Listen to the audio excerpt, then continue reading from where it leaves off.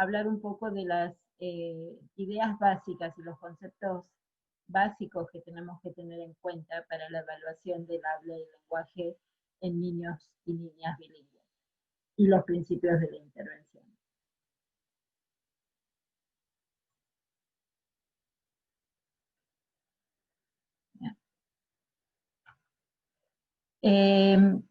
Primero, les quería dar una idea de dónde estoy. Aquí hay una pequeña foto de la Universidad del Estado de California de Los Ángeles. Es en California, en el Estado de California, hay el sistema universitario estatal, tiene 3 niveles. La Universidad de California, que se dedica más a las ciencias básicas. Luego tenemos el sistema de California State University, que ahí es donde se forman la mayoría de los maestros, los logopedas, las enfermeras. Luego también hay otro sistema de 2 años nada más, que muchos estudiantes comienzan en ese sistema y luego pasan a nuestro sistema o al otro sistema, depende de lo que quieran hacer. Yo nací en Buenos Aires, Argentina, y a los 21 años me mudé para Estados Unidos, y luego regresé un poco a la Argentina, pero finalmente diría que desde el 87 más o menos he vivido en Estados Unidos. Viví en la costa este, en Nueva York, ahí es donde hice la maestría en logopedia, en Teachers College. Trabajé un poco como logopeda bilingüe, y luego decidí hacer el doctorado, que lo hice en San Diego, entre la Universidad de San Diego, la San Diego State y la Universidad de California. Y desde el 2009 estoy enseñando en esta universidad en Los Ángeles. Y siempre me interesó el desarrollo bilingüe y entender las interacciones y cómo crecen los niños, y los niños que tienen algún trastorno, cómo identificarlos correctamente y cómo ayudarlos a desarrollar sus lenguas. Que les quería dar un poquito de una idea de mi experiencia.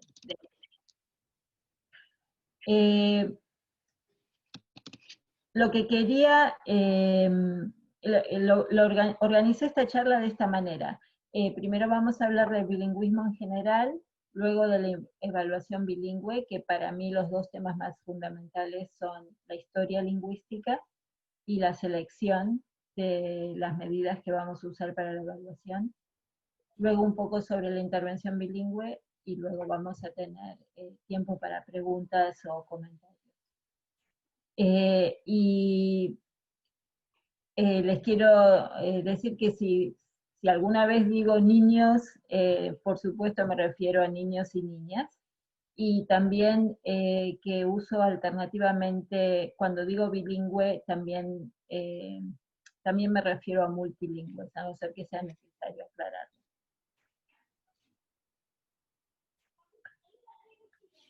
El concepto más importante, pienso, para entender a la población bilingüe es que cuando hay más de una lengua hay muchísima variabilidad.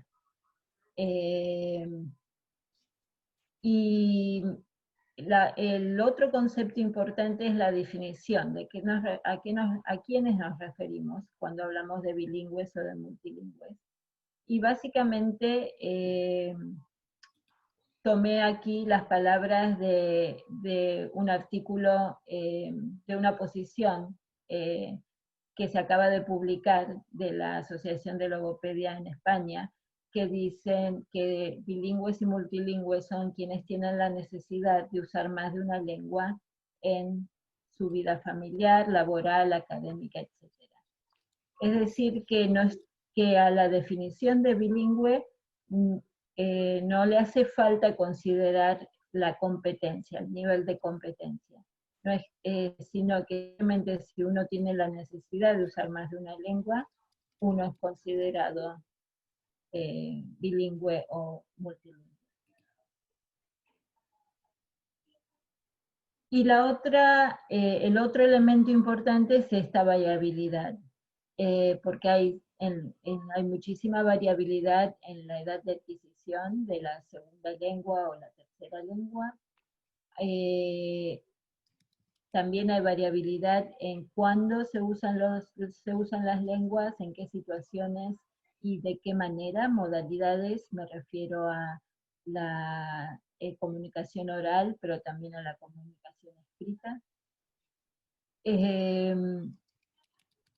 También hay muchísimos niveles en la competencia, en la población bilingüe, cada individuo va a tener un perfil diferente de acuerdo a la competencia relativa entre sus lenguas.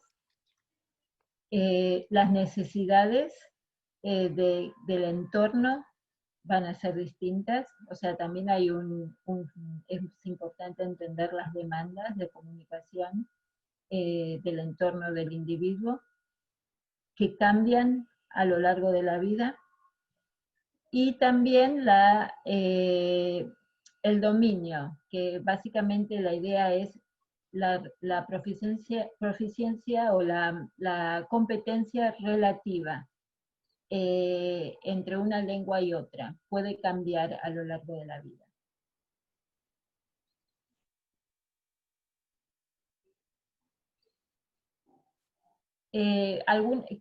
Primero quiero cubrir algunas ideas también fundamentales de la vida bilingüe.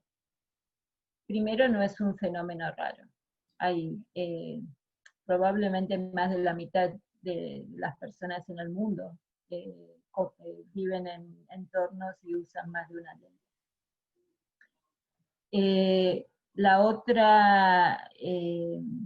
El otro concepto importante es que la edad de adquisición varía muchísimo. No siempre se adquieren las 2 lenguas o las 3 lenguas en la infancia. Y sabemos que en las últimas décadas, por ejemplo, hubo mucha inmigración en el mundo y eso también aumenta el número de bilingües. También a veces hay necesidades educativas, a veces hay necesidades familiares, matrimonios, familias que se forman entre personas que usan diferentes lenguas. También puede haber, no solamente es a través de países, sino a veces tenemos esta variabilidad dentro de los países. El otro concepto importante es que los bilingües no tienen un conocimiento, una competencia igual y perfecta de sus lenguas. Es lo más común. Generalmente, por ejemplo, acá en Estados Unidos, mucha gente tiene la idea de que para llamarse bilingüe uno tiene que tener una competencia idéntica en los 2 idiomas. Esa es una visión muy común entre gente que es monolingüe. Sin embargo, sabemos que esos individuos son excepcionales. Generalmente la gente bilingüe tiene una competencia distinta en sus 2 idiomas.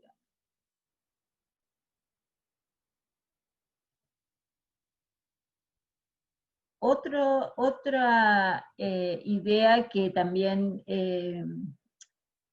gente que también la observé en personas monolingües, es que asocian el bilingüismo con el acento.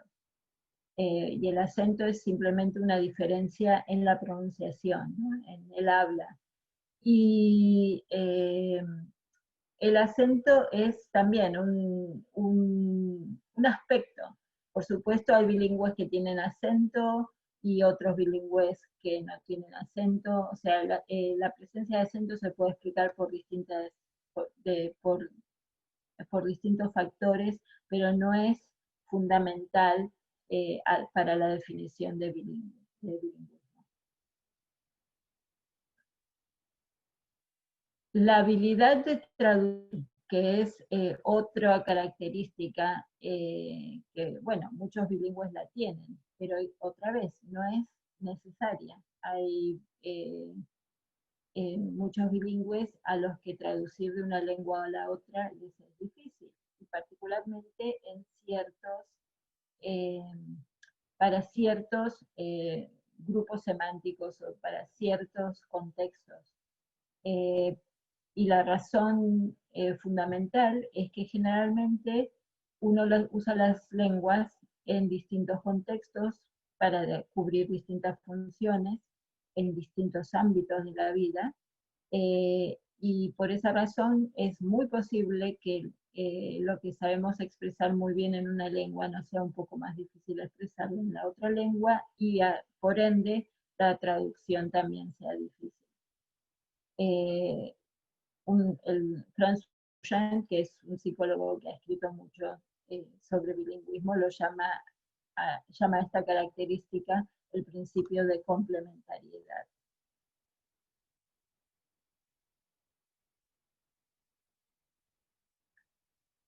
Otra, otro mito que no es cierto es que el mezclar las lenguas al hablar es un signo de pereza. No lo es. Eh, y es una conducta muy frecuente entre gente bilingüe, fundamentalmente cuando se comunican con otros bilingües, eh, y, y no es una conducta que nos resulte, que resulte problemática o que sea una señal de retraso o de falta de competencia.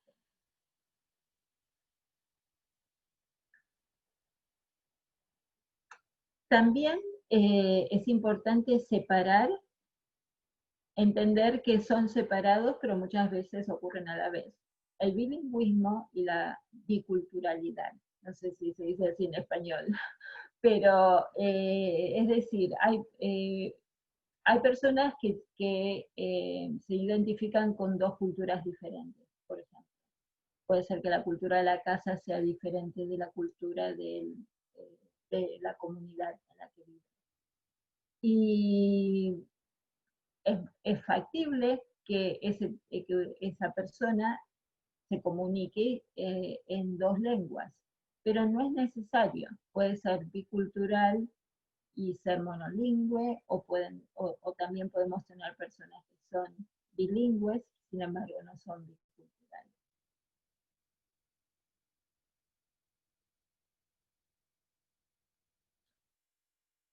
Bueno, el otro concepto fundamental y para los logopedas y los psicólogos es muy importante, es que el bilingüismo no retrasa la adquisición del lenguaje. La idea fundamental es que el desarrollo no va a ser idéntico al de los monolingües, al de los niños bilingües, perdón, al de los niños monolingües, pero la tasa de adquisición, la velocidad en la que desarrollan las lenguas no es distinta. Eh, y tampoco vemos que en los niños que tengan algún trastorno o alguna dificultad del lenguaje, ya sea trastorno específico del lenguaje, ya sea dislexia, eh, no es que tenemos más niños identificados con esos trastornos que sean bilingües en comparación a los niños monolingües.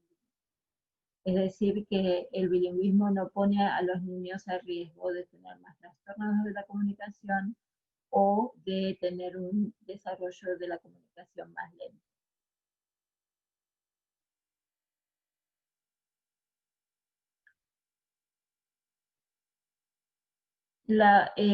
Y una consecuencia de esto es que el uso de una lengua que no es la escolar en el hogar no significa que el niño va a tener o la niña vayan a tener dificultades académicas. Eh, y creo que la idea de hoy es que justamente la lengua del hogar puede utilizarse como base lingüística, como apoyo para adquirir la segunda lengua, si es distinta a la del hogar.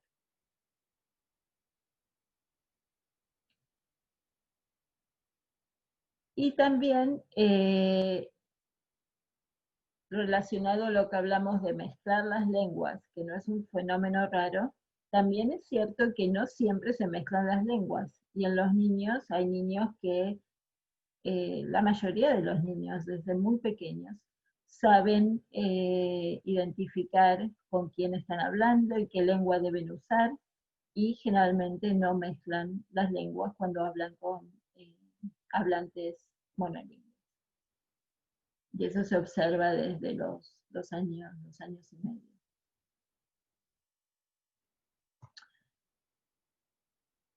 Seguramente muchas de estas ideas ya las conocían, pero quería cubrir estas ideas fundamentales de bilingüismo para eh, comenzar a pensar en cómo evaluar a estos niños, teniendo en cuenta esos conceptos fundamentales.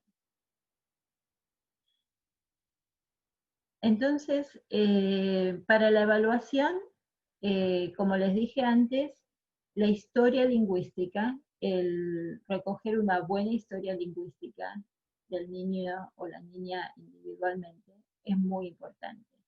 En esta figura lo que quise mostrarles es que eh, a lo largo de la vida pueden haber muchos cambios con respecto a cuando la primera lengua y la segunda lengua se introducen en la vida del niño, y es también factible que la lengua escolar sea una tercera lengua. Entonces, tenemos que realmente entender esa historia año por año para hacernos una idea de las oportunidades que el niño o la niña tuvieron para desarrollar sus lenguas.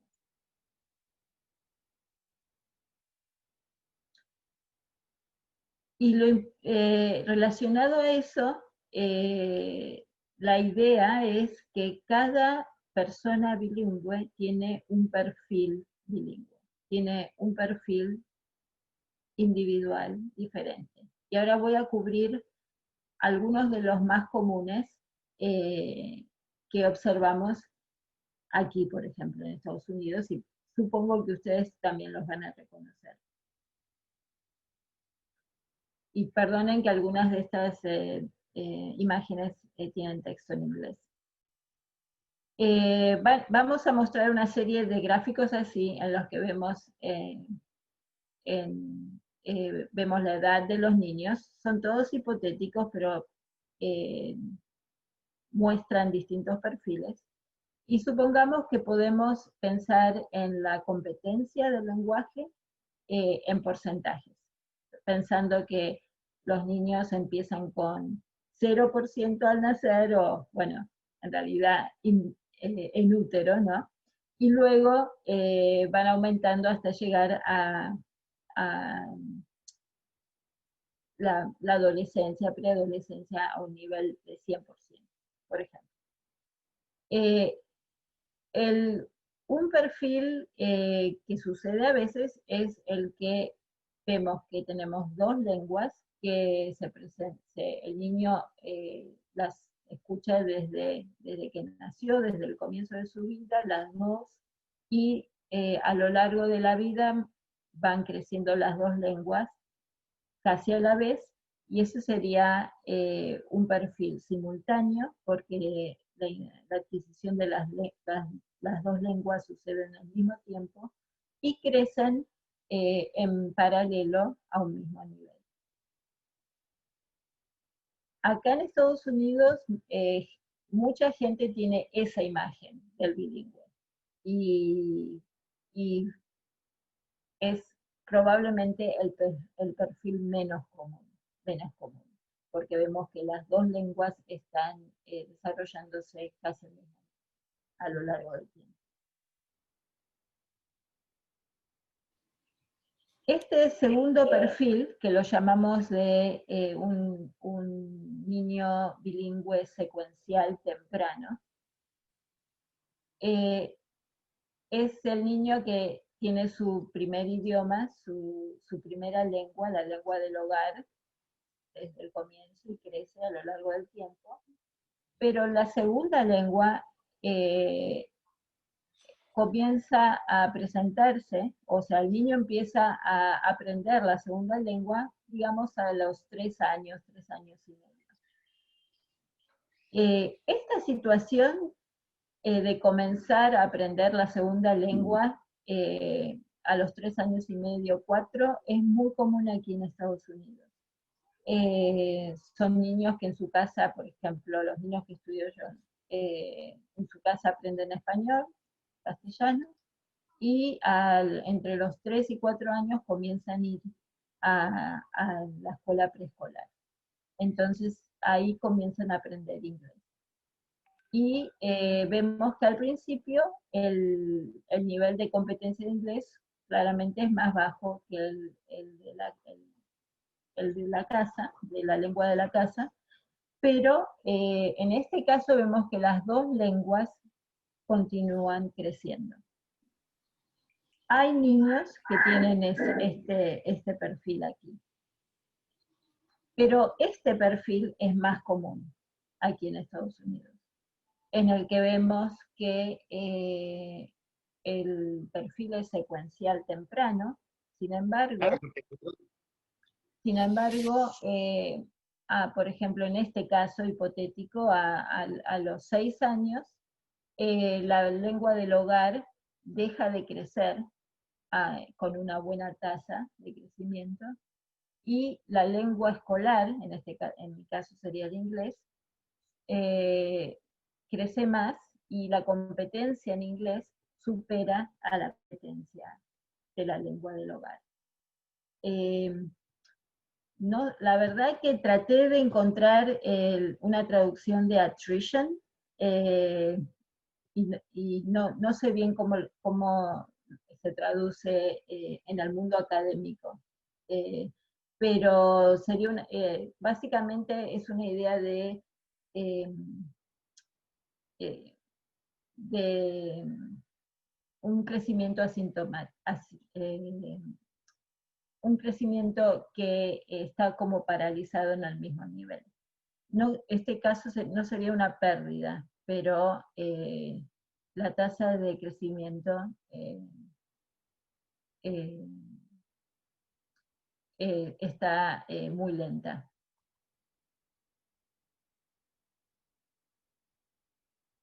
Y como les dije, este es un caso muy común aquí en Estados Unidos. Y en este caso es en el que veríamos que la lengua materna se empieza a perder. No solamente deja de crecer, sino se empieza a perder a lo largo del tiempo. Y este también es un perfil bastante común aquí. Y este último perfil que les quiero mostrar es el perfil del bilingüe secuencial, pero más tardío. Sería en este caso, tenemos que la segunda lengua recién comienza a ser desarrollado a los 18 años. Esto puede ser un inmigrante, por ejemplo, y que llega a otro país a, a los 17, 18 años, y ahí comienza a aprender la segunda lengua. Este tipo de perfil se puede encontrar acá en Estados Unidos lo encontramos entre inmigrantes, trabajadores, también pueden ser estudiantes de la universidad, y también puede existir dentro de un mismo país con los estudiantes que empiezan a estudiar una segunda lengua en una edad más tardía. Entonces, lo cierto es que la población bilingüe incluye todos estos perfiles y más variaciones que se les puedan ocurrir realmente, porque puede haber muchos cambios en la vida de la gente. Pero es muy importante entender este perfil de las edades de adquisición, porque claramente van a afectar la competencia en cada una de sus lenguas. Y para una evaluación esa información es fundamental.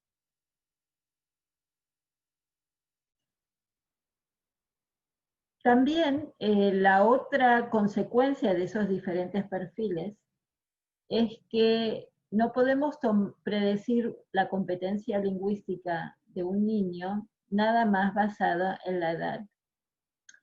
Porque con niños pequeños, cuando son monolingües, tenemos mucha información y sabemos qué esperar de un niño de 3 años, un niño de 5 años, un niño de 7 años, un niño de 9 años. Sabemos qué nivel de competencia lingüística el niño promedio tiene. Pero con los niños bilingües, como esa historia lingüística cambia tanto, es muy difícil, si no imposible, predecir la competencia lingüística de cada lengua simplemente con la edad. Tenemos que tener en cuenta cuándo empezaron a aprender la lengua, cuántos años de exposición a la lengua, distintos factores. Y por esta razón es fundamental recoger una buena historia lingüística.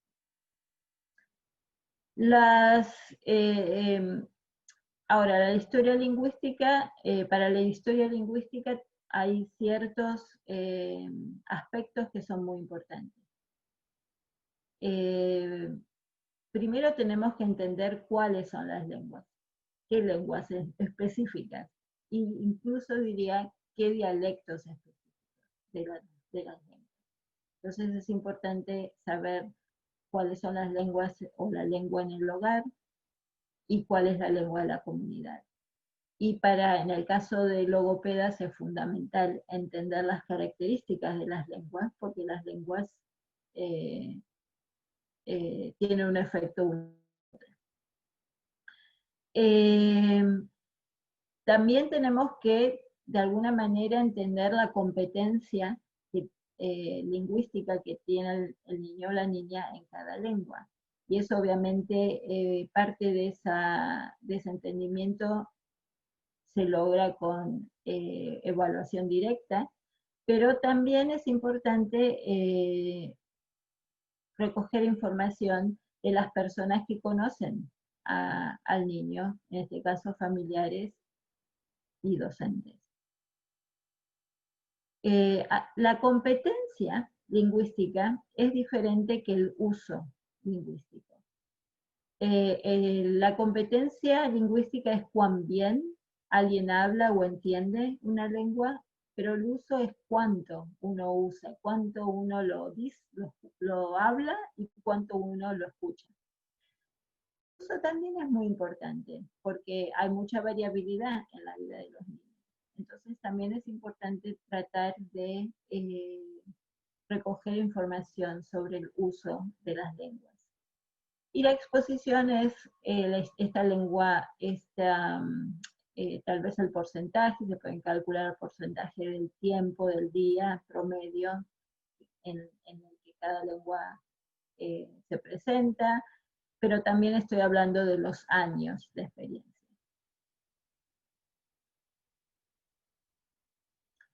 Entonces, ¿cuáles son preguntas importantes que es necesario tener cuando uno recoge datos para una evaluación lingüística de un niño?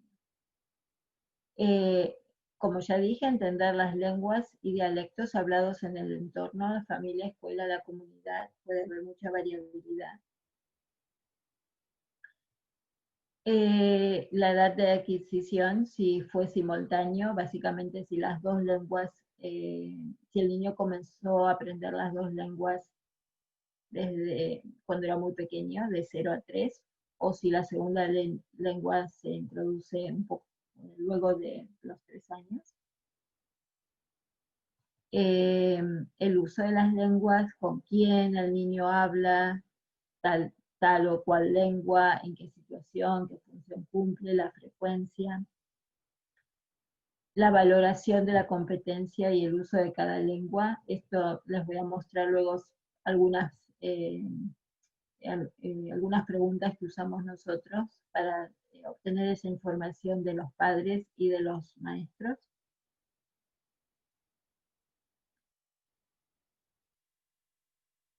También sabemos, en este caso para la evaluación individual, ¿no?, del niño, sabemos que la competencia lingüística y el nivel educativo de los padres tiene una relación con el desarrollo del lenguaje, y no solamente los padres, sino las personas con las que crece el niño.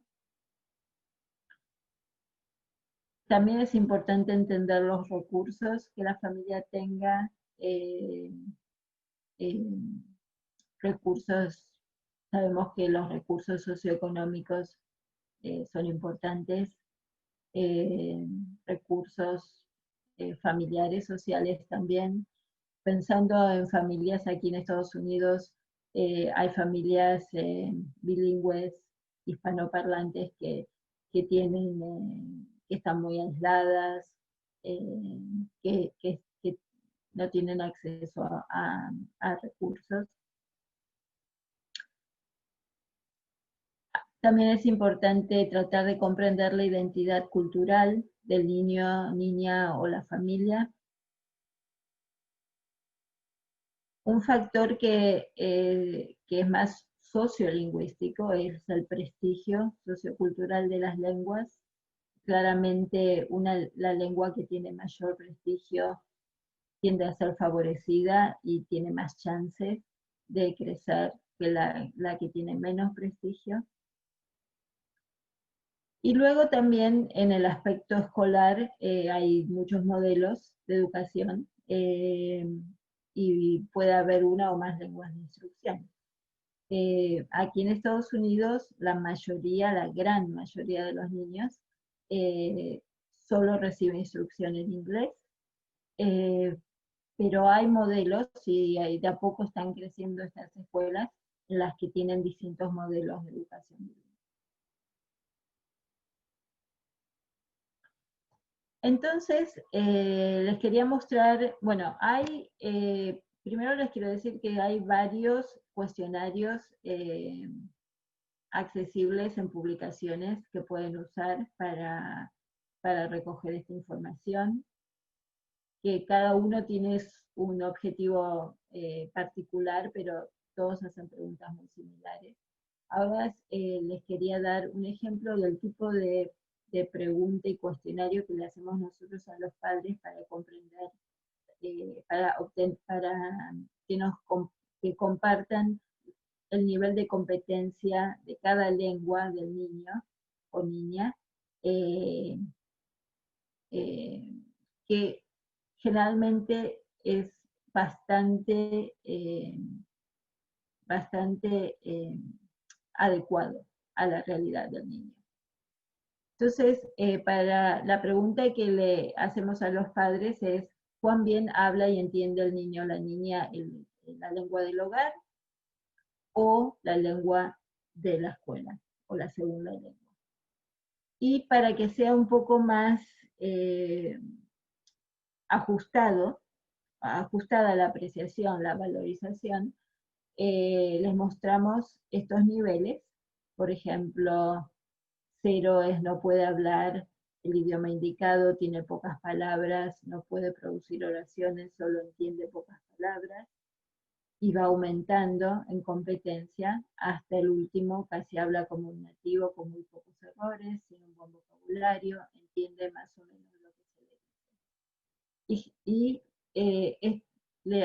A cada padre le preguntamos, le pedimos que nos dé su opinión, qué nivel tiene el niño o la niña para la lengua del hogar, en este caso español, y para inglés también.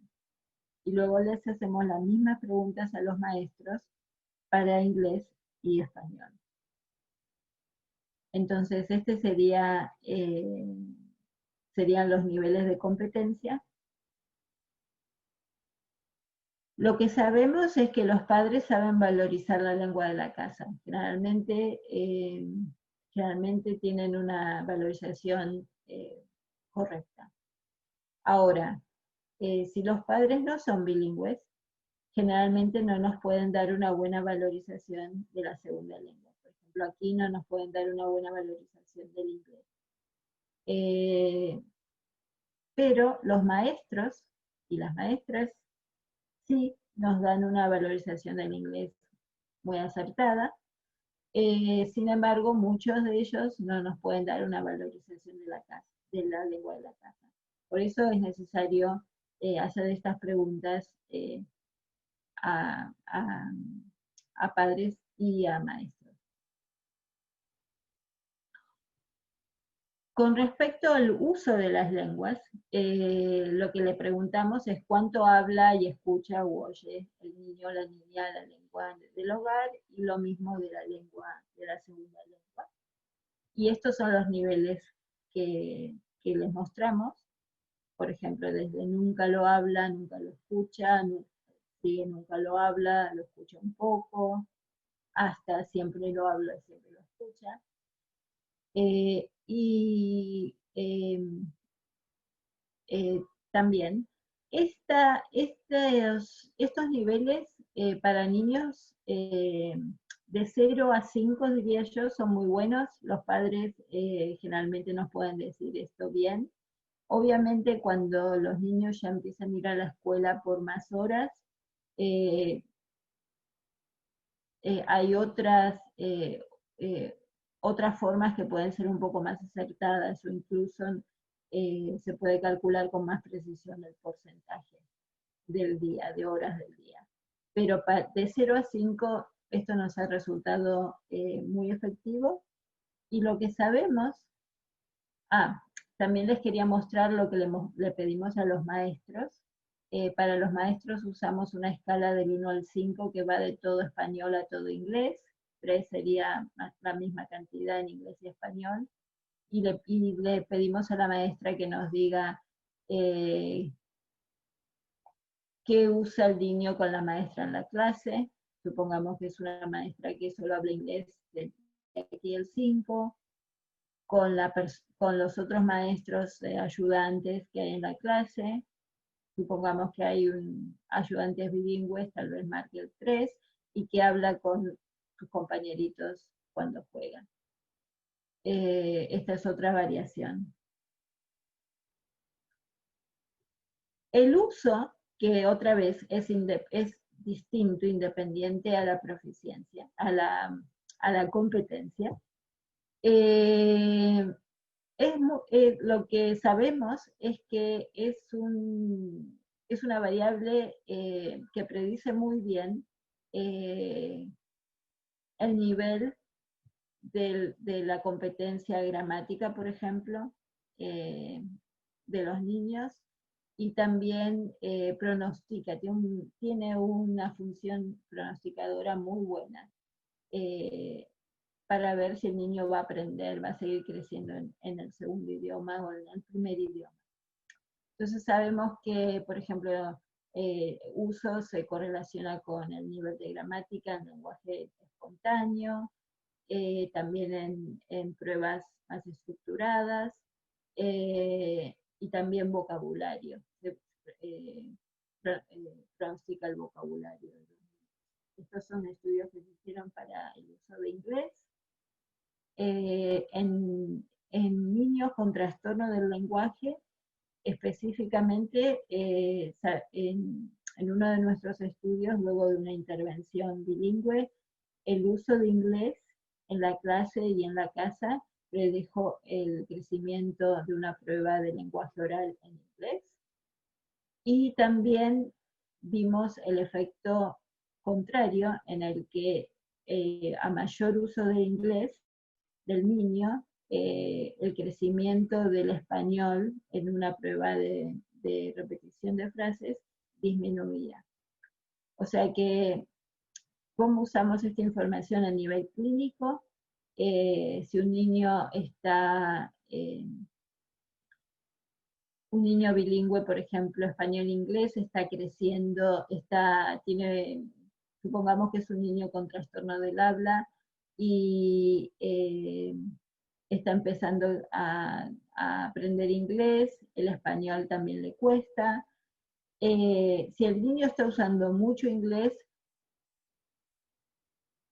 lo que se puede predecir es que va a seguir aprendiendo inglés, pero que el español puede ser que esté a riesgo de dejar de crecer o de perderse.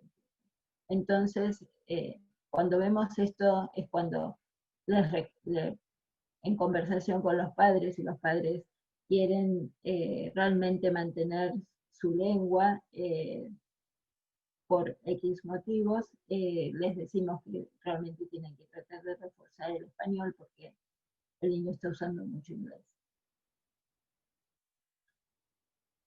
También el uso del español se correlaciona con la gramática española en estos niños bilingües de Estados Unidos, en pruebas espontáneas, en pruebas estructuradas y también con el vocabulario en español.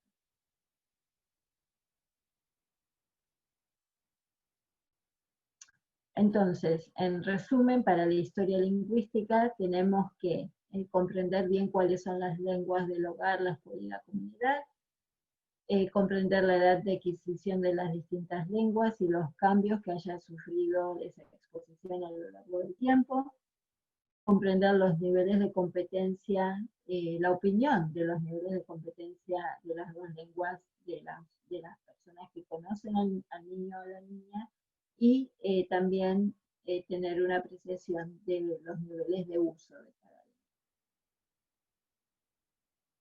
Y sin esta información es muy difícil interpretar resultados de pruebas lingüísticas.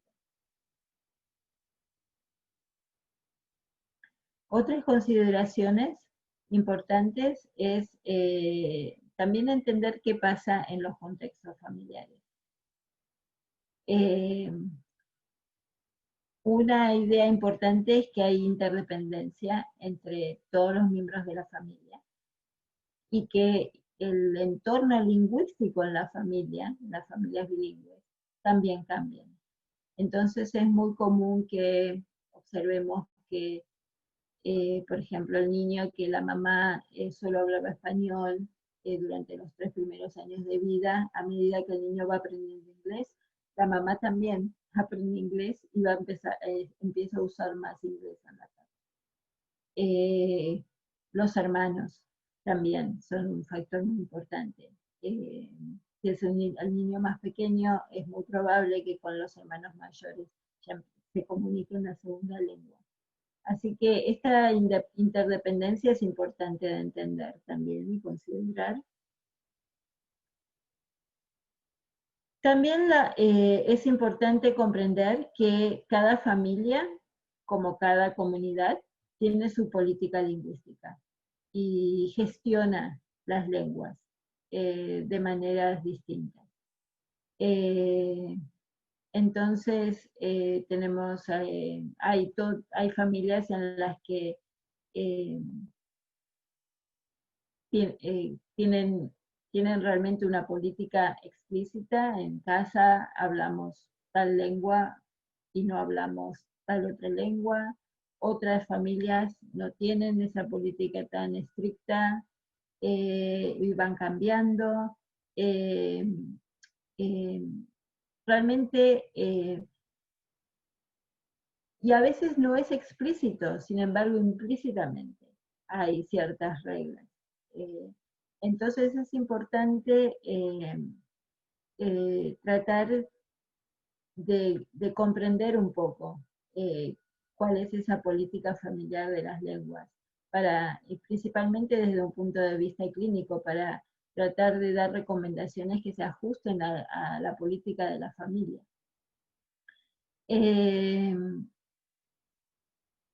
Obviamente, si la familia usa una lengua en la casa, eso no garantiza que los niños van a usar esa misma lengua a lo largo del tiempo. Porque a su vez también los propios niños van desarrollando sus propias políticas lingüísticas. También tenemos que recordar que cuando la lengua no es mayoritaria, corre un mayor riesgo de desgaste o de pérdida. Y como dije antes, el prestigio de la lengua. Entonces, aquí en Estados Unidos el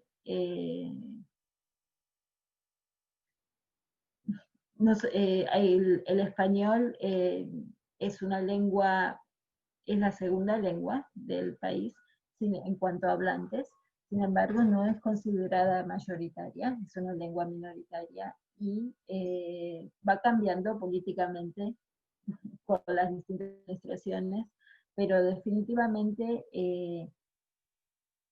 hay una lucha paralela política para que se puedan crear estas escuelas bilingües y se pueda mantener el español. Y varía en las comunidades. En una ciudad como Los Ángeles, en que la comunidad que habla español es muy grande, es más fácil mantenerlo. También otro aspecto que es importante cuando evaluamos niños bilingües es comprender las demandas comunicativas en las escuelas. Entender que, por ejemplo, para un niño que está aprendiendo la lengua escolar como segundo idioma, ese niño va a sentir más presiones comunicativas. Por ejemplo, en la escuela generalmente tenemos que hablar en frente de más personas, no solamente con amigos y en conversaciones privadas. También los maestros esperan un nivel de una competencia de lenguaje un poco más desarrollada. De por sí la lengua es más descontextualizada, es menos del aquí y ahora y comienza a ser más abstracta. El lenguaje es más complejo, el vocabulario más especializado, y ese tipo de discurso escolar puede o no coincidir con el discurso de la casa y por ende hay más demandas comunicativas que es importante considerar con los niños bilingües. Y como dijimos antes, la lengua del hogar puede usarse menos a lo largo del tiempo y crecer más lentamente. Ahora, también es interesante qué pasa con este desgaste, porque puede ser que ciertos aspectos sean más vulnerables en la lengua, por ejemplo, aquí en Estados Unidos, con influencia del inglés, sabemos que hay ciertos aspectos del español que sufren más, incluso en niños que no tienen ningún trastorno de lenguaje. Por ejemplo, el género. Es la concordancia de género entre artículo, sustantivo y adjetivo. Muchos niños que no tienen ningún problema de lenguaje, a medida que aprenden más inglés y la exposición al inglés es mayor, empiezan a tener con esa concordancia. O sabemos que ciertas formas verbales, por ejemplo, el subjuntivo es bastante diferente del inglés del español y tiende a dejar de desarrollarse. Y seguramente yo también estoy haciendo algunos errores porque es inevitable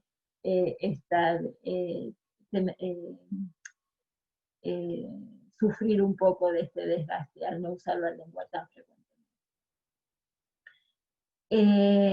Ciertos aspectos de la lengua pueden mantenerse perfectamente y otros incluso pueden tener un crecimiento negativo.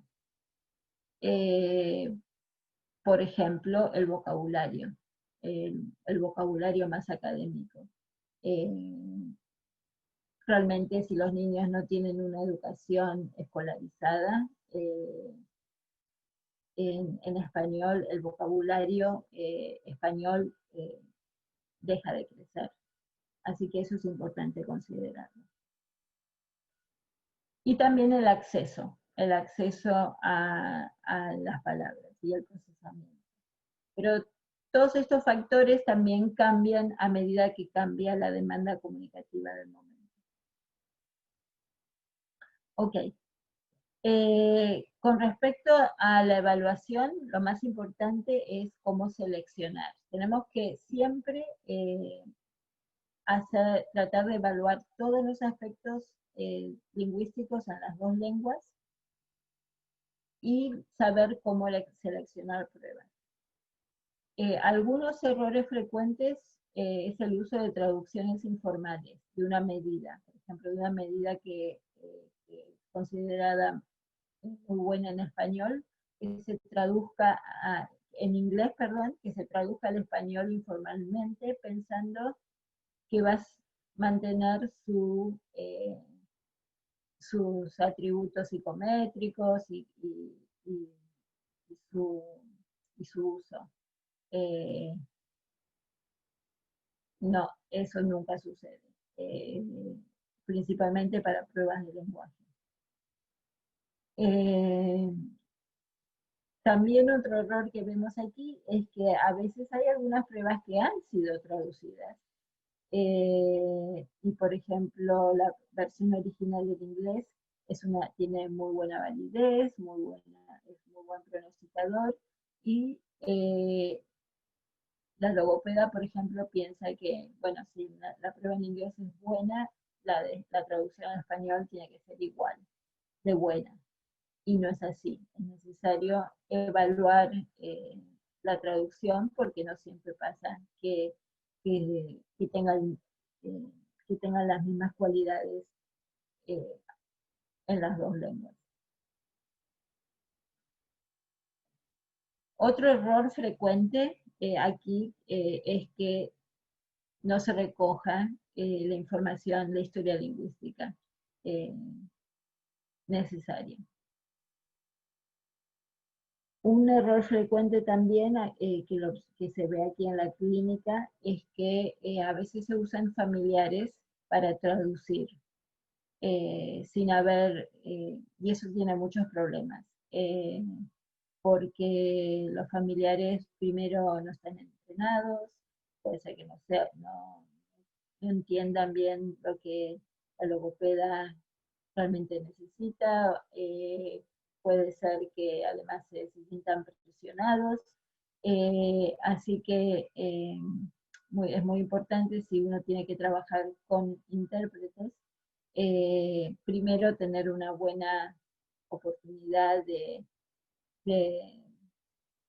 eh, de entrenarse mutuamente y poder trabajar juntos.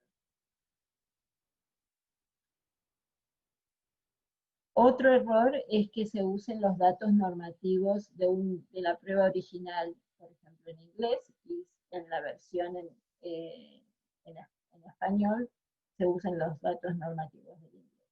Obviamente eso está mal. Y luego los errores frecuentes que vemos con respecto a, por ejemplo, trastornos del lenguaje son básicamente dos. Uno en el que se sobrediagnostica, se sobreidentifica, sería un negativo falso, porque no se tuvo en cuenta la historia lingüística, por ejemplo, o la prueba que se eligió no es adecuada, o al revés, que sea un negativo falso, en el que sí, el niño tiene problemas, tiene trastornos del lenguaje, pero sin embargo, como no se tuvo en cuenta la historia lingüística, y tal vez las pruebas eran demasiado fáciles, el niño aparece como típico cuando en realidad tiene un trastorno. Así que, y este problema en Estados Unidos, las dos situaciones eh, se observan cuando se ven las estadísticas de cuántos niños están recibiendo intervenciones en las escuelas, y vemos que la proporción de los niños es excesiva en el grupo de los niños que están aprendiendo.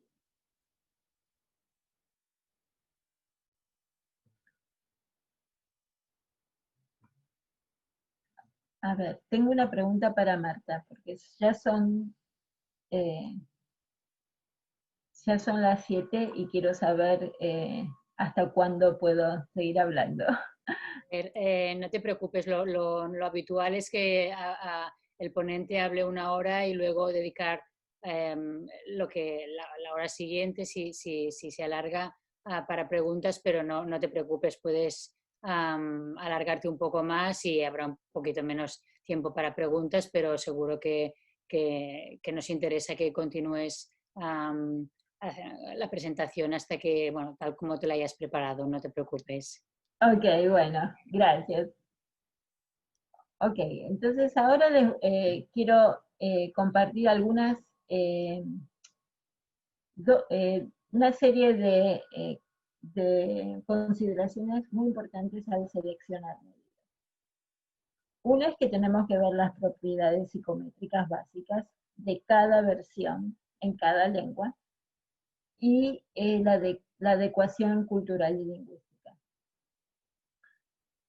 Obviamente, cada versión tiene que tener buena fiabilidad demostrada, ¿no es cierto? En cada manual tenemos que leer que haya habido estudios de fiabilidad y también estudios de validez. Eso lo tenemos que encontrar en los manuales para cada prueba, para cada versión. Con respecto a las características culturales y lingüísticas, vuelvo a reiterar, una traducción no garantiza que las propiedades psicométricas pasen a la traducción. O sea que una vez que la prueba está adaptada, traducida, los que la desarrollan tienen que hacer estudios psicométricos de esa versión. También la traducción a veces no nos garantiza que las características que queremos medir hayan sido traspasadas a la segunda lengua.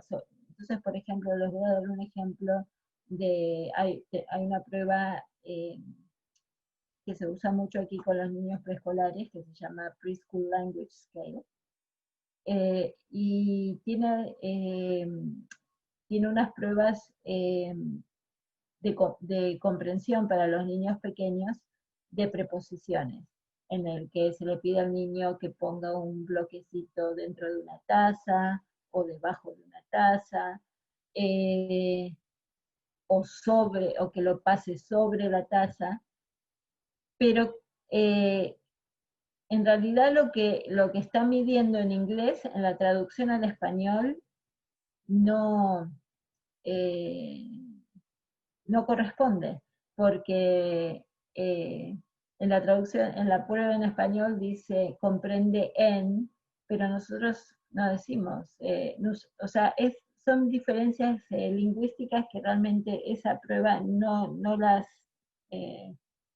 puede tocar en la versión de español. Entonces hay que realmente leer los ítems y comprender y tratar de identificar los que no van a ser apropiados eh, para la población con la que estamos, para la que lo vamos a usar. ¿Qué se puede encontrar en el manual que nos puede indicar si podemos tener más confianza en esa versión en la segunda lengua? Por ejemplo, ¿qué se hizo para la traducción?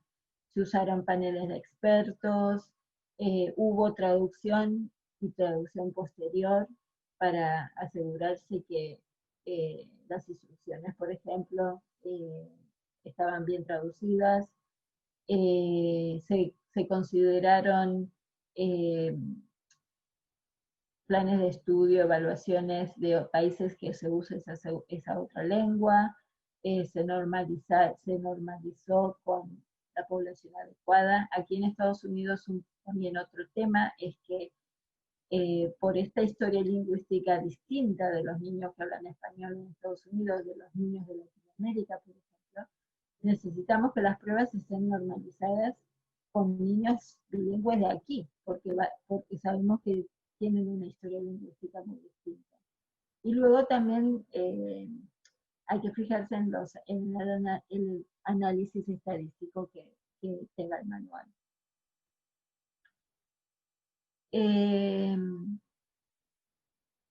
hay que considerar el contenido de los ítems, de los elementos y de la medida en general.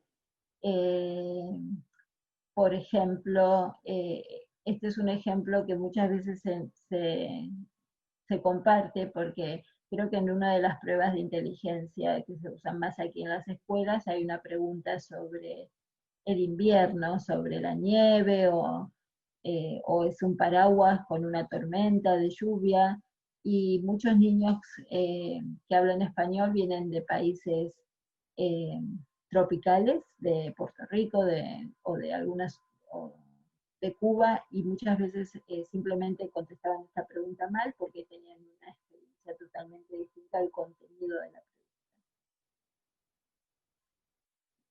pregunta.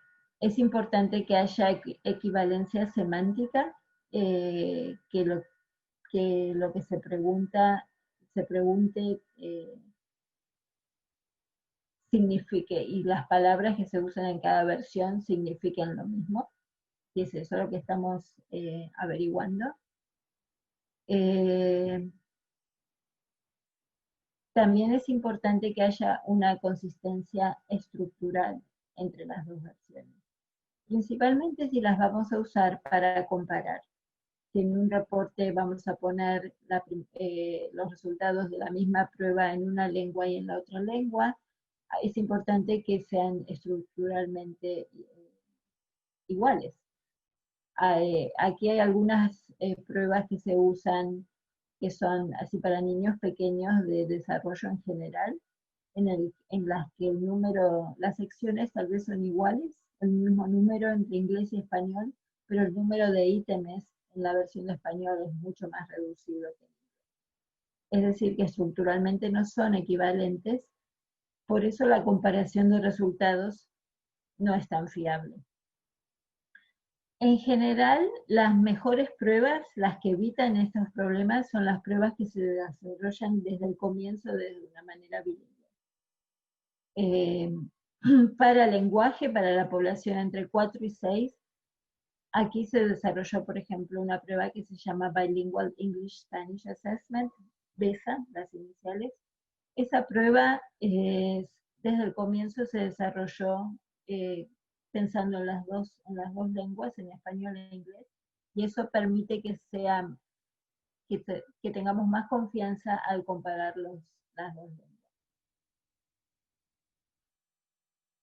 Luego también la normalización o la prueba estándar, ¿no? El grupo estándar, muy importante, comprender quiénes incluyeron, si son niños, el niño que estamos evaluando está representado en esa normalización, y todos los factores que uno tiene que tener en cuenta. Y una vez que tenemos más confianza de que la versión en la segunda lengua es adecuada desde el punto de vista de contenido, desde el punto de vista de estructura, también tenemos que ver la fiabilidad y la validez, ¿no? Las propiedades psicométricas para que sean parecidas, ¿no? Porque si tenemos una prueba, en mi caso en inglés, que tiene una fiabilidad del 90%, 85%, pero la de español, la versión de español tiene 60%, aunque tal vez esté bien desarrollada, pero no es comparable. O sea que hay que tener también en cuenta eso. Así que es muy importante realmente investigar los manuales, ¿ok? Yo siempre le digo a mis estudiantes que esa es la única promesa que les pido, que siempre van a leer el manual antes de usar una prueba. Y bueno, y ajustarse. A veces no hay muchas otras opciones. Sin embargo, es muy importante entender las limitaciones. Y esto es desde el punto de vista clínico. Y obviamente para investigaciones es muy importante también.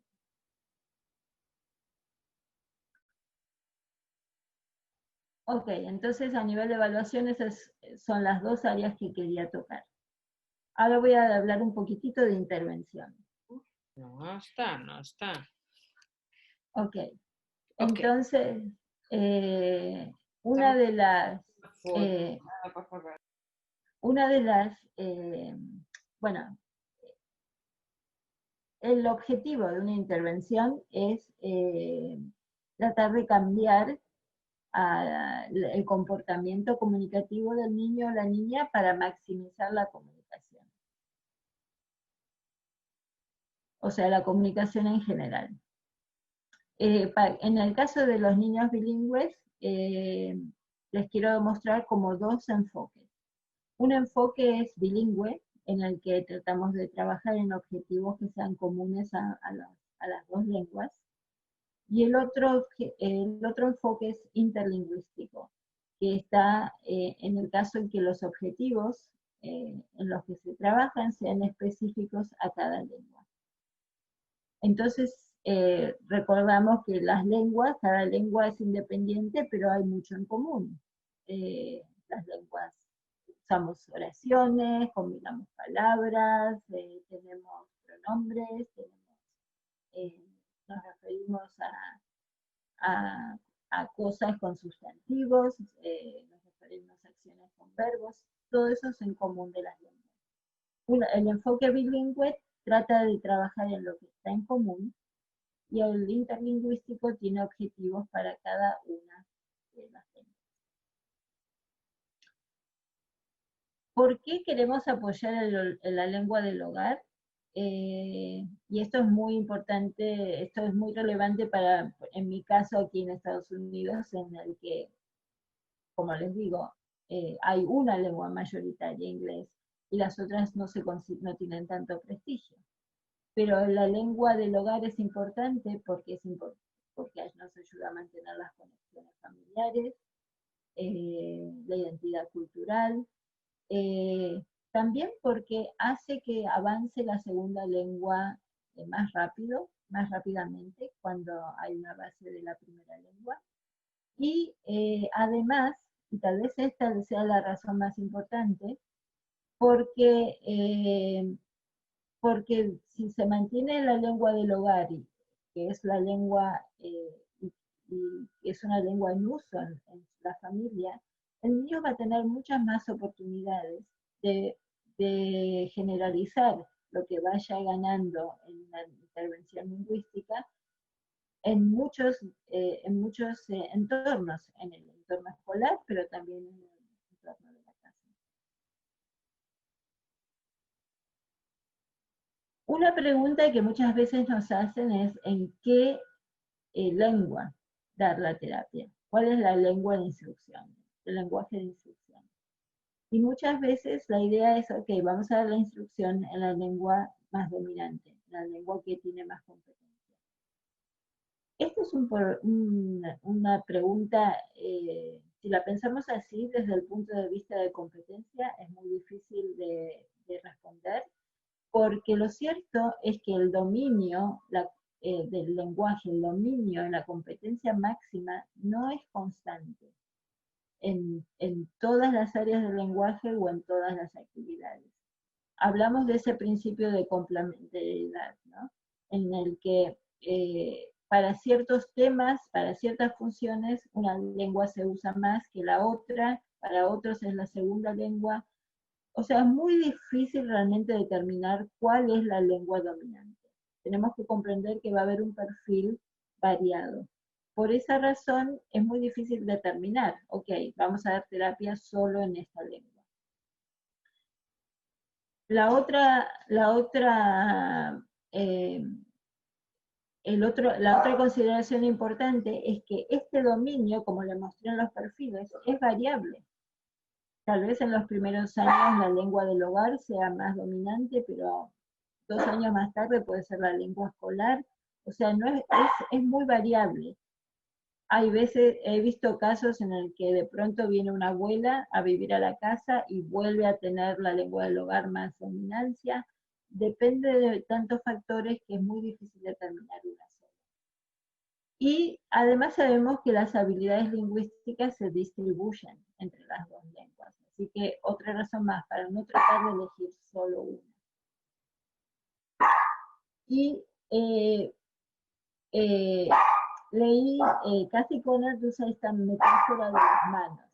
en que, a pesar de que todos tenemos una mano dominante, casi todos tenemos una, algunos son dominantes en las dos, pero hacemos muchas de las cosas que hacemos manuales, a pesar de que solo una es dominante, debemos usar las dos. Y estos son algunos ejemplos, ¿no? Y me gusta esa metáfora para pensar que las dos lenguas, incluso la lengua que no es más proficiente o más dominante, igual ayuda a la otra. También otra situación que es muy común aquí en Estados Unidos es que lamentablemente algunos médicos, pediatras, algunos maestros, algunos logopedas, les sugieren a las familias que solo hablen una de sus lenguas. Cuando la familia puede usar las dos. O sea, y hay algunas preguntas importantes. Si uno les restringe, si uno les decimos, ok, solamente usen inglés, ¿qué les estamos pidiendo? Nada más que aumenten la cantidad del inglés, que aumenten la calidad de lo que están, de cómo hablan. Y si en la familia usan las dos, ¿cómo van a compensar por la comunicación en la lengua, en la otra lengua? ¿Qué le va a pasar a la comunicación de la casa? Generalmente los profesionales que sugieren solo usar una lengua tienen esta idea de que usar más de una lengua trae confusión. Entonces, es muy importante volver a reiterar que no aprender dos lenguas no retrasa el lenguaje, no retrasa el desarrollo del lenguaje, y que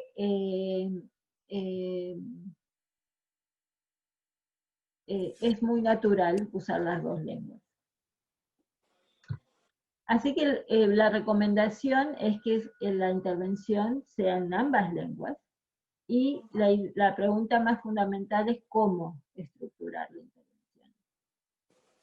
Entonces el enfoque bilingüe sería tratando de trabajar en habilidades cognitivo-lingüísticas compartidas, por ejemplo, en la percepción, en atención, en memoria, en emoción, y practicar en las dos lenguas, con distintos tipos de tareas.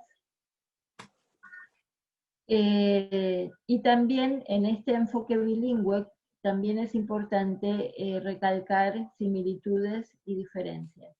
Entonces se pueden trabajar en aspectos compartidos, por ejemplo, con sonidos compartidos entre las dos lenguas, o conceptos, o cognados, palabras que son similares, o en narrativas, o en conversación, y destacar los contrastes entre las dos lenguas. Ese sería el enfoque bilingüe, en la parte cognitiva y en la parte en común de las dos lenguas.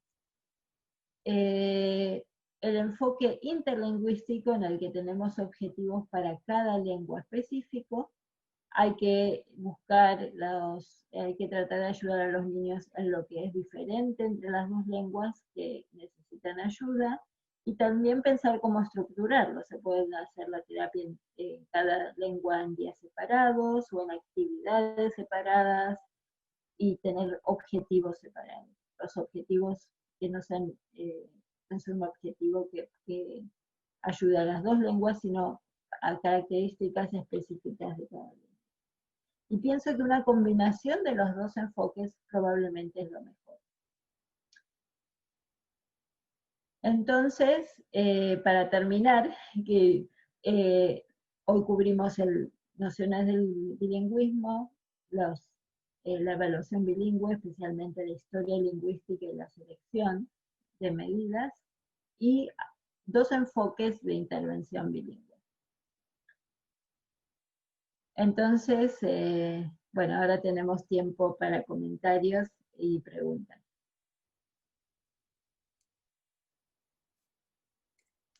Muy bien, Gabriela, muchísimas gracias por tu conferencia. La verdad es que ha sido muy interesante, estimulante, bueno, y creo que ayuda a promover la reflexión en relación a estas temáticas, y bueno, imagino que a algunas de nosotras también no podemos evitar trasladar lo que has estado explicando y el contexto bilingüe en el que nosotras vivimos aquí en Cataluña, bilingüe, multilingüe, trilingüe, pero el clásico contexto bilingüe como mínimo catalán, castellano o español, pero que en los últimos años pues también se han añadido otras lenguas y sin querer hacer este tipo de contraste, porque la situación y el contexto es diferente, por supuesto, pero bueno, no deja de ser bilingüismo y otros tipos de bilingüismo también, evidentemente.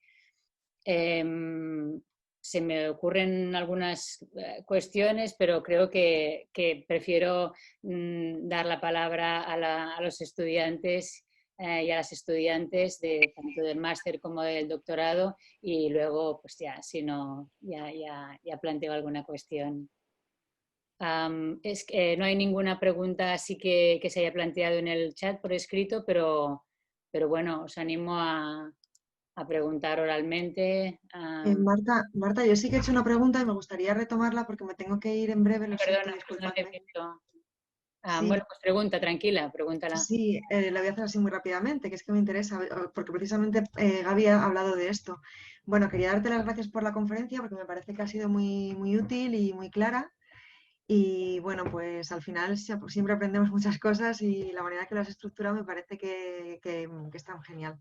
Y quería preguntarte una cosa, porque hablando de lo de los consejos, recomendaciones que dan los logopedas, bueno, pues que es un tema que me interesa mucho y entonces aquí hemos visto que dependiendo de si el logopeda es bilingüe o es monolingüe él mismo o ella misma, da una serie de recomendaciones o da otras. Entonces hemos visto que logopedas bilingües daban recomendaciones de mantener lenguas y de usar una terapia interlingüística y que logopedas monolingües tendían más hacia lo otro. Entonces entiendo que quizás todavía no lo habéis sistematizado como estudio o tal. No te pregunto por un estudio concreto, sino si lo habéis encontrado algo así en California.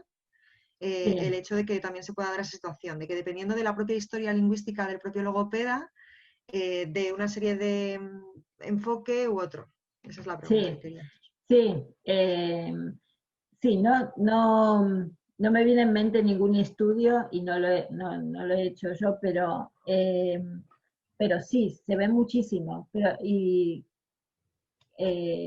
Los logopedas monolingües, generalmente, no los más jóvenes, que han sido educados en los últimos años, en que hay más educación sobre estos temas, pero tienden a pensar, no va a traer confusión, o el niño con trastorno del lenguaje no puede lidiar con más de una lengua, así que no usen la lengua del hogar. Y los bilingües, pero los bilingües también he visto los dos casos. He visto logopedas bilingües que no fueron educados en bilingüismo. Entonces ellos, a pesar de ser bilingües, han sufrido un poco el no haber tenido ese apoyo y tal vez recomienden también solo un idioma, aunque en general la mayoría de los logopedas bilingües comprenden más el entorno lingüístico y recomiendan una terapia bilingüe. Gracias. Bueno, ya he roto el hielo, ahora podéis preguntar a los estudiantes y estudiantes. Y disculpadme que me voy a tener que ir. Gracias, Silvia.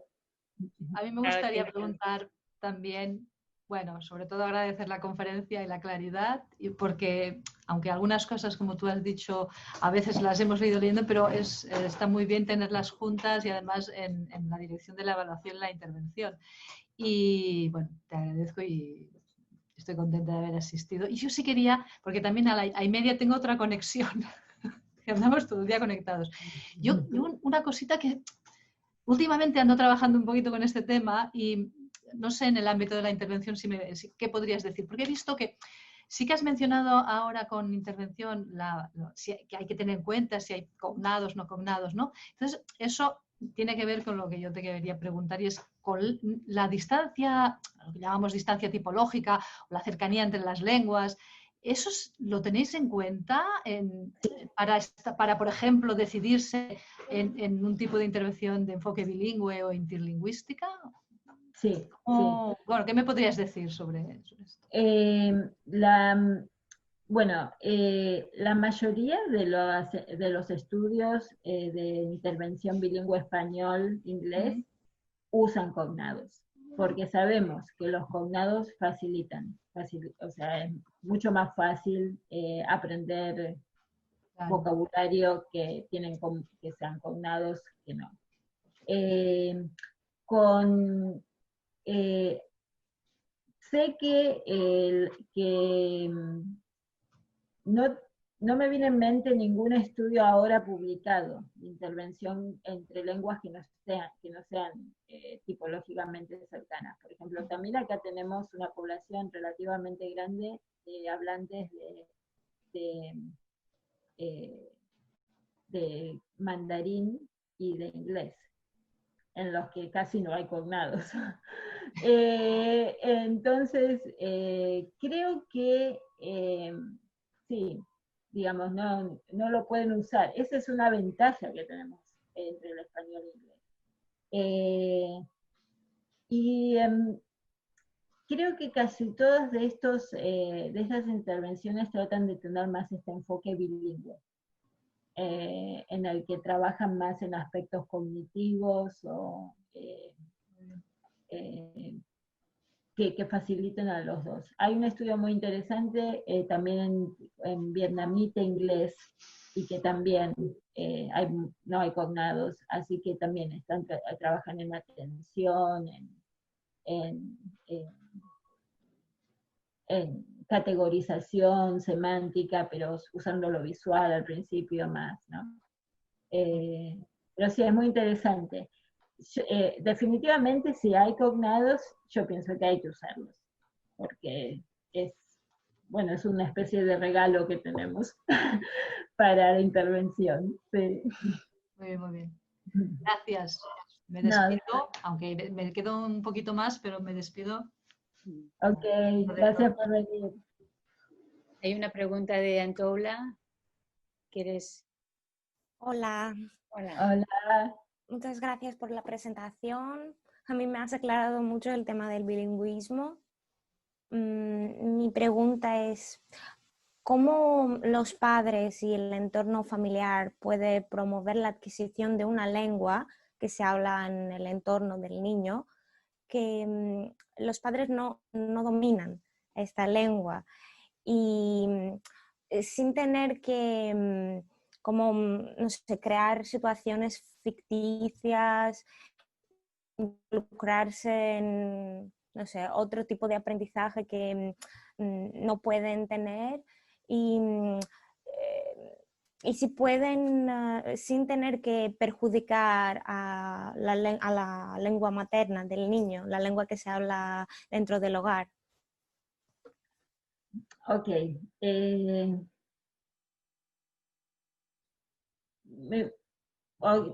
Voy a responder desde un punto de vista clínico primero. Mi pregunta sería ¿por qué?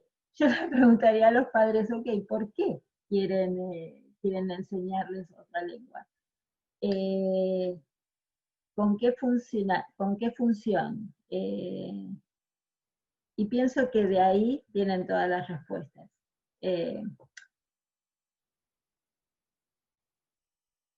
Yo sé que hay muchas o sea, el bilingüismo también últimamente se ha visto como un agregado, una ventaja cognitiva, ¿no es cierto? Y depende de las familias. Acá en Estados Unidos hay una cultura de competencia, ¿no? Y hay muchos padres que lo ven así, que lo ven, ok, yo quiero que mi niño aprenda otra lengua porque quiero que sea el mejor en X. Honestamente, cuando no es una situación natural, es muy difícil. Y generalmente, y vemos, no sé, familias que han contratado a a maestros para que vivan en la casa, y los niños sí aprenden, pero si después eso no se mantiene, una vez que el maestro deja de trabajar, se va, ¿no? Se va esa habilidad. Por eso me parece que lo más importante es que los padres, si quieren enseñarle otra lengua al niño, que tengan bien claro por qué lo quieren hacer, y que entonces ese deseo, esa razón, los motive para hacerlo de una manera natural. Pero sin una buena motivación personal, natural, no, yo creo que no se puede.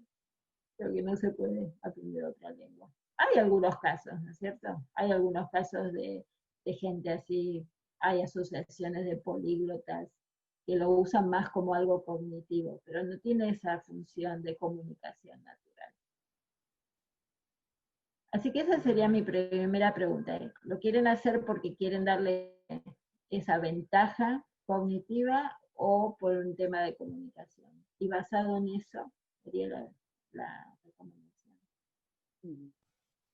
Perdón, es que yo me refiero más al tema de comunicación, porque en mi país, por ejemplo, yo soy de Grecia y, bueno, durante los últimos años vienen muchos niños no sé, del extranjero, niños refugiados que tienen un problema de comunicación bastante grave. Entonces, es una necesidad muy importante aprender el idioma que se habla aquí, porque se habla en la escuela, entre otras familias, con otros niños. Entonces pienso que sería muy difícil promover la adquisición de un lenguaje que no tiene nada que ver con el tuyo dentro de la familia.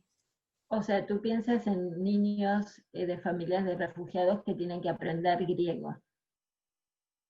Bueno, esa sería una situación similar a la de los niños que tenemos aquí, por ejemplo, de familias campesinas que vienen a trabajar.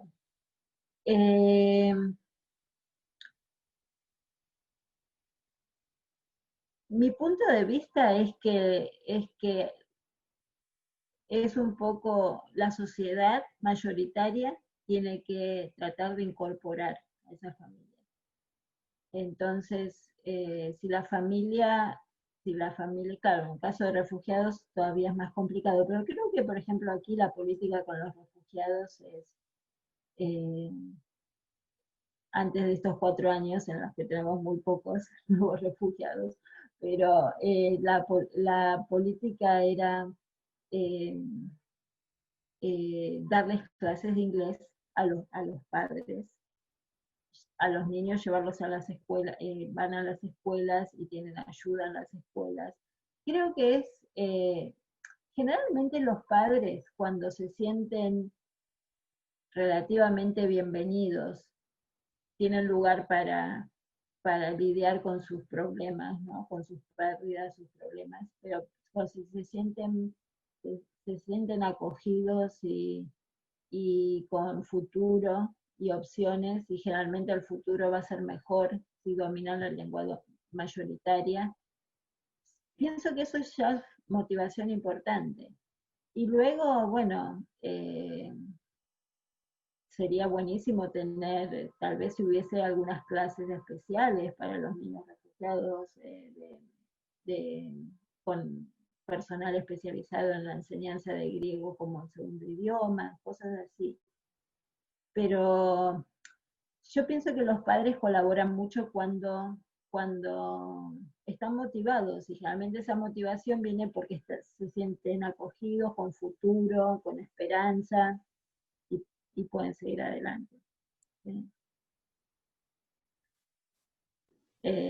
Pero sé que es difícil, sé que es muy difícil, porque están, o sea, creo que no se puede solucionar a nivel de la familia exclusivamente, es un tema mayor. Muchas gracias. No, de nada. ¿Más preguntas? Yo quería hacer una pregunta, reflexión, porque sé que Marta nos comentaba que muchos de nosotros a lo mejor cuando ibas explicando nos iba haciendo nos iba dando sentido en situaciones que nosotros tenemos aquí de bilingüismo o multilingüismo, ¿no? Y a mi parecer, el tema de la intervención con niños con dificultades de lenguaje, en contextos que nosotros ahora aquí en Cataluña, por ejemplo, la lengua instruccional o vehicular es el catalán, ¿no? Pero la lengua de diferentes contextos de la calle, del entorno, es más el español o castellano. Pero en familias que vienen procedentes, por ejemplo, de India, de África, nos vienen con un sarajuli, con un mandinga, o nos vienen con un hindú. Y nos estamos dando cuenta que las familias que vienen más indoeuropeas o así, nos vienen que tampoco no dominan el español ni el catalán, pero sí que dominan el inglés. Y entonces, estamos haciendo una entrevista con familias, con una mamá que te tienes que comunicar y la haces en inglés, ella le habla a su hijo en hindú y como logopeda o como maestra te estás dirigiendo al niño en catalán y aparte está apareciendo en la lengua segunda del castellano, ¿no? Entonces, a más hay una dificultad de lenguaje. Entonces, quieres simplificar este contexto de alguna manera, ¿no? Entonces, sí que nos casamos en el tema de que hacemos una intervención de la lengua instruccional y es el catalán, pero a los padres sí que les apoderas de que tienen que seguir con la lengua familiar, que es la que ellos utilizan y dominan en su entorno, ¿no? Pero cada vez más nos estamos encontrando con estos contextos y sin dejar el castellano, porque realmente es lo que decíamos, cuál es la lengua que la familia quiere que aprenda porque piensan que le va a abrir más puertas en el futuro o porque tiene más contextos en su entorno en ese momento, sin abandonar este castellano que realmente a nivel de comparativa de catalán y castellano no hay tantas, hay léxico que es parecido, a nivel de raíz es parecido. Estamos allí, ¿no? Y cada vez más en la intervención nos damos cuenta de que hay momentos que tienes que hacer intervención en castellano, intervención en catalán, y en las primeras etapas empezamos mucho en catalán y a medida que van avanzando, a lo mejor te tienes que pasar al castellano, ¿no? Porque realmente empiezan a dar más sentido en su contexto, ¿no? Y es una pregunta reflexión por si cómo veías esta línea de actuación que estamos intentando llevar aquí, o al menos en los contextos que yo he trabajado. Sí, sí, a mí me encanta. Muchas gracias por la reflexión, porque cuando estaba preparando también pensaba, wow, me encantaría escuchar cómo es en Cataluña, porque es tan interesante desde el punto de vista lingüístico. Me suena muy bien lo que estás haciendo. Yo lo que sugiero es, o sea, lo que has descrito es una combinación de enfoque bilingüe, porque tienes en cuenta todos los idiomas, pero también interlingüístico, en que primero que se trabaja en una lengua y luego en la otra. Lo cierto es que, primero, en la intervención logopédica uno no trabaja todo, ¿no? Siempre, generalmente son objetivos más discretos. Pero pensando en una maestra, también uno tiene, digamos, hay que también entender que aunque el niño tenga trastorno, igual va a generalizar a otras situaciones. Entonces, lo que me parece importante es, teniendo en la planificación de la terapia y durante la terapia, estar alerta a los errores o las conductas que no sean típicas, y tratar de pensar, ¿esto viene del hindú, viene del inglés? ¿De qué vendrá? O sea, tratar de estar alerta a esa posibilidad. Y si uno sospecha algo, tratar de justamente aclarar, porque esa habilidad metalingüística de pensar en las distintas lenguas y hacer los contrastes, los niños con trastorno del lenguaje la tienen. Y siempre es un arma que realmente ayuda mucho, porque de última lo que uno trata de ayudarlos es a aprender el lenguaje, a aprender a comunicarse.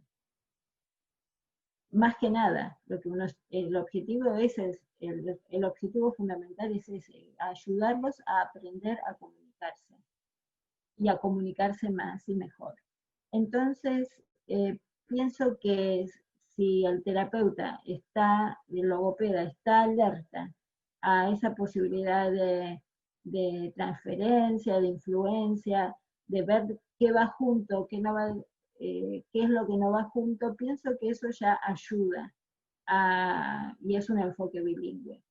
Y después sí, realmente pensar en la parte cognitiva, a veces hay que ayudarlos con atención, con memoria, que esa habilidad tiene que generalizarse en todos los entornos lingüísticos.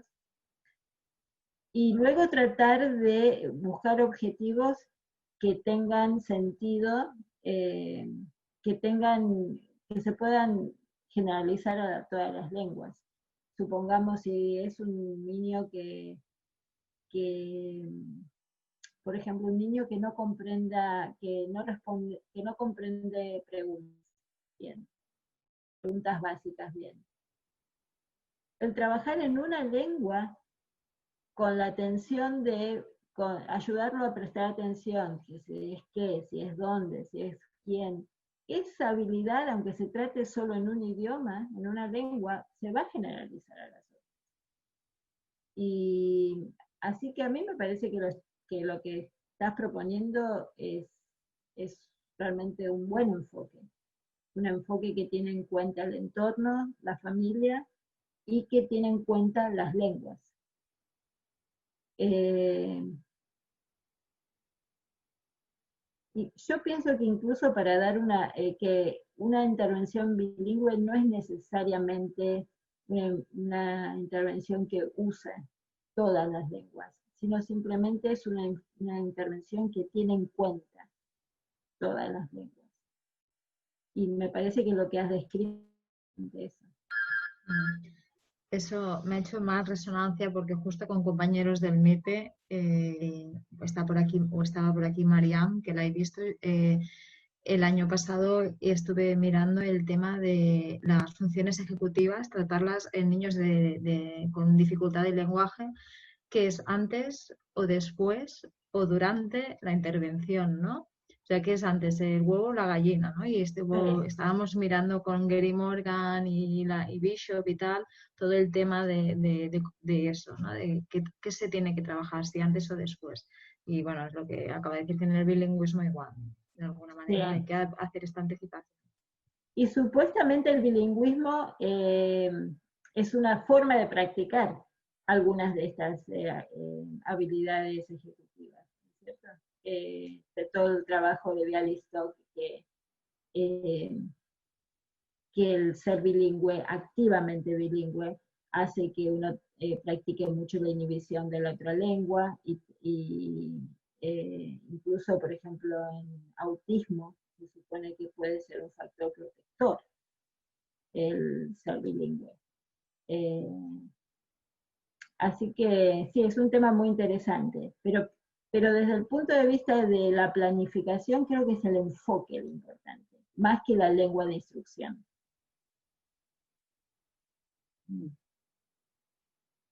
Muchas gracias, Gabriela. ¿Más preguntas?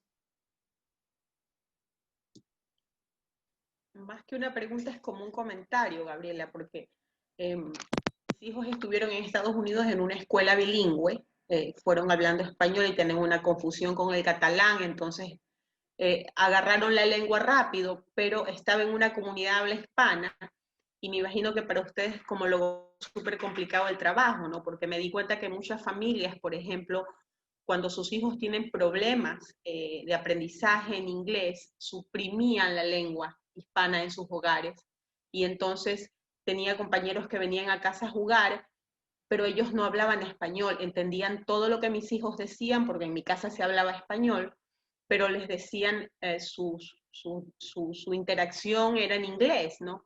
Entonces me imagino que si bien el trabajo que usted está haciendo es por la parte logopeda, es interesante la visión cultural del tema, ¿no? O sea, el valor que la familia le da a la lengua materna, lo que usted dijo en su presentación, el valor emocional que le doy a esto, no solo emocional, sino cultural, el peso que esto tenga, ¿no? Habían familias hispanas, él era hispano, ella era hispana, pero en su casa sus hijos no hablaban inglés, no hablaban español, solo hablaban inglés, y ellos, como que hay mucha variedad y muchas formas para estos niños que presentan problemas de aprendizaje. Quizás va a ser más fácil porque ya su lengua materna fue el inglés, a pesar de que sus padres son hispanos, ¿no? Pero sí es un trabajo bien, bien duro. Me imagino que la receta no es única, no hay una misma forma de trabajo con todos, debido a la gran variedad que hay, ¿no? Pero súper interesante. Muchas gracias. Sí, gracias, sí. Sí, todos estos perfiles, hay una variabilidad tremenda. Pero, y depende de las comunidades, y no solamente la comunidad en general, hasta los barrios, las escuelas, ¿no? Yo estoy segura que todos ustedes saben también, que se verá en Cataluña también, que hay ciertos, dentro de Cataluña debe haber ciertos barrios, ciudades que tengan una actitud distinta. Pero sí, esto es lo que lo hace interesante. Sí. Gracias, Lía, por la pregunta. ¿Alguna otra pregunta? Una última pregunta, que debe estar ya pobre Gabriela muy cansada. Pero no. Digas, María Josep. Yo tendría un comentario también sobre cuando te has referido a los diferentes perfiles, ¿no? Y utilizabas el término de atrición, es un término muy negativo, en realidad, claro, ¿no? Esta idea de atrofia de la lengua, ¿no? De algo que se deja de utilizar por el sentido negativo. Eso también traspasa, ¿no? Si la categorización de los perfiles tiene ese valor, también genera una visión, ¿no? Del bilingüismo, del multilingüismo, desde el déficit, ¿no? No desde un reconocimiento de lo que es atípico o no normativo, ¿no? Entonces, también aquí es un tema complejo, cómo caracterizar sin otorgar valor, por lo menos no otorgar un valor negativo, ¿no? Sino en realidad reconocer las variedades bilingües o multilingües, ¿no? Y considerarlas como una variante en sí misma de las lenguas, ¿no? Y bueno, toda la orientación esta de las lenguas de herencia y cómo es importante incluso para la salud mental, ¿no? La felicidad, la calidad de vida. A veces cuesta, ¿no? Que llegue desde a la logopedia, ¿no? Desde la enseñanza de segundas lenguas se tiene más claro, pero en la logopedia se predomina todavía esta visión clínica, ¿no? Entonces, a veces es difícil querer describir, pero al mismo tiempo la necesidad de sustituir los términos, ¿no? Por nuevos términos en positivo. Te agradezco mucho el comentario y estoy totalmente de acuerdo. Y es bien difícil. Y yo sé que muchos de los que nos dedicamos a este tema acá en Estados Unidos estamos tratando, pero todavía tenemos términos que son así de déficit, desde el punto de vista de déficit. Pero realmente es importante, es un tema muy importante. Y pienso que o sea, todas estas cosas, el uso de los términos también es muy importante para el efecto que tiene en los profesionales que hacen los reglamentos de las escuelas, las políticas educativas y también los medios públicos. Y no, estoy totalmente de acuerdo. Por ejemplo, un nuevo cambio que tenemos acá en la sociedad de logopedas. Hasta hace relativamente poco siempre se hablaba de diferencia o trastorno. Y ahora se está tratando de hablar de de trastorno en la diferencia. Como para para que la gente no ponga al mismo nivel una diferencia de dialectos, de bilingüismo, a trastorno. Porque la frase esa, ¿es una diferencia o es un trastorno? Lo cierto es que obviamente pueden ser las dos cosas a la vez, pero la frase en sí mismo da esa equivalencia. Y la gente monolingüe lo piensa así, es una diferencia o es un trastorno. Pero ahora estamos tratando de usar la otra frase, trastorno es la diferencia, para que la diferencia, incluso yo espero que en el futuro no hablemos más de diferencias, que todos podamos tener ese entendimiento de que sí, es así, hay diferencias. Pero bueno, es importante. Muchas gracias por el comentario. Gracias. Bueno, pues si no hay preguntas, yo la verdad es que reitero el agradecimiento y la felicitación. Me parece que quizá ahora en las preguntas nos hemos centrado más en la intervención, porque siempre tenemos tendencia, además de centrarnos en lo último, pues las personas que estamos logopedas o interesadas en los temas relacionados con el lenguaje, específicamente en contextos bilingües, pues en pensar en intervención. Pero me ha parecido, la verdad, muy interesante también toda la presentación inicial de lo que es bilingüismo, y lo que es y no es bilingüismo, y los tópicos que hay sobre el bilingüismo, que también pues vale la pena recordarlos e intentar mantenerlos, porque a veces caemos todos en estos tópicos sin querer.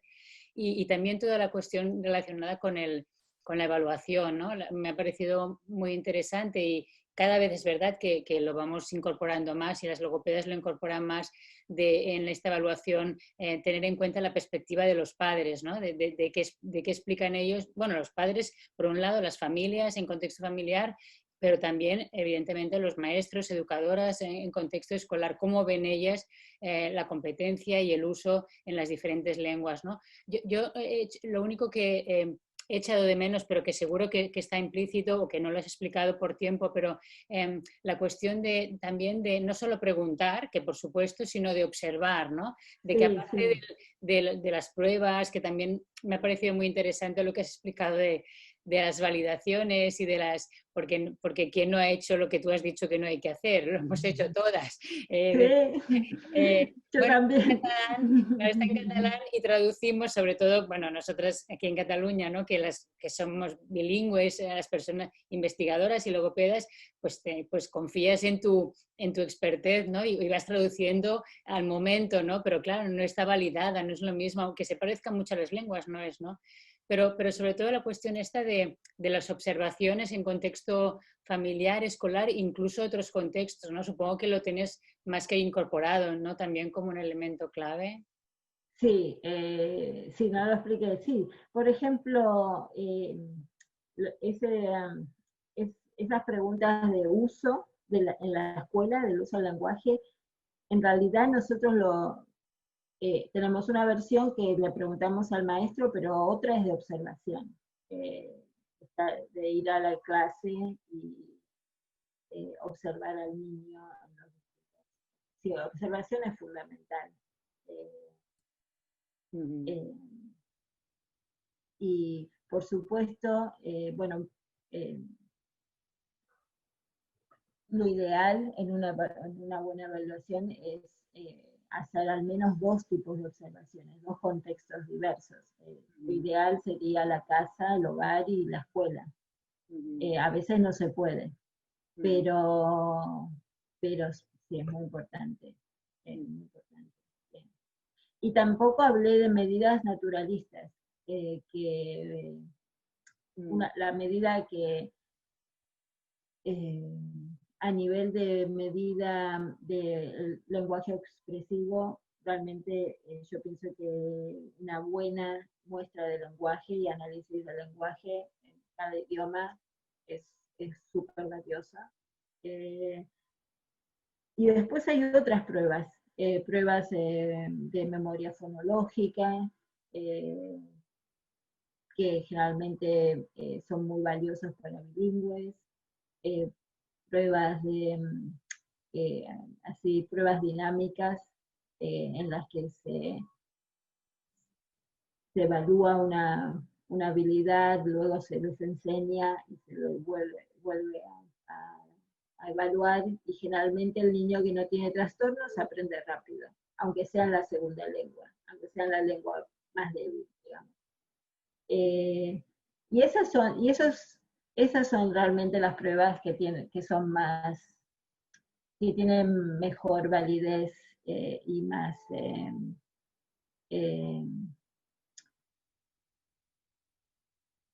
o sea, no sé cómo es en España, para ustedes. Aquí también el otro problema es que hay que los distritos escolares, por ejemplo, requieren pruebas estandarizadas. Por suerte, la ley federal que apoya la educación especial lo dice clarito que si la prueba no es válida no se debe usar, pero es muy difícil convencer a los administradores de eso.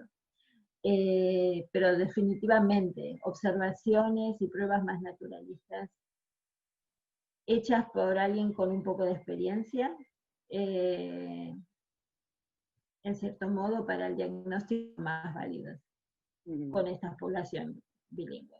¿Sí? Sí, totalmente de acuerdo. Sí. Bueno, pues ahora sí, muchísimas gracias de nuevo, Gabriela. Yo creo que ha sido una conferencia y ahora con las preguntas muy interesante para las personas que estamos interesadas en investigación, temas relacionados con bilingüismo, pero también logopedas, incluso investigadoras, bueno, estudiantes de doctorado que están por aquí o de máster, que quizá no es su tema específico, pero que, bueno, que es un tema que realmente difícilmente, si te dedicas al ámbito de la psicología y de la educación, puedes obviar o puede no interesarte, al menos desde mi punto de vista. Pues nada, muchas gracias y espero que hayáis disfrutado de la conferencia, de las respuestas y bueno, y nos vamos viendo. Sí, muchísimas gracias por la atención y por las preguntas y comentarios, y me pueden encontrar y comunicarse conmigo directamente también. Muy bien. Muchas gracias, Marta. Hasta otra. Chao. Chao. Chao.